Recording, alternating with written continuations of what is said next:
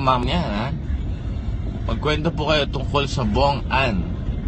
Tungkol sa Bong An. Actually, nakakatuwa yung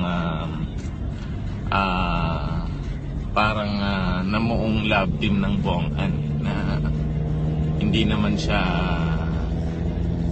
talaga inaasahan. Hindi siya inaasahan pero biglang napagtripan lang nung dalawang yan.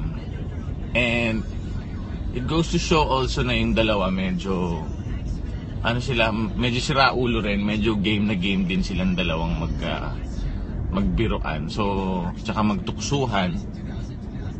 Yan, so parang magandang love team yung nila maganda yung rapport nilang dalawa pagdating sa love team. Tsaka si Bong kasi ang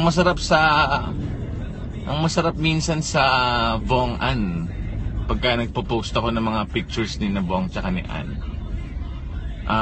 yung mga candid tsaka yung mga hindi kasi minsan pag araw-araw parang nakakasuya so parang minsan sinetsyempohan ko rin na parang gusto ko candid o gusto ko meron silang dalawa lang na parang posing. Oops!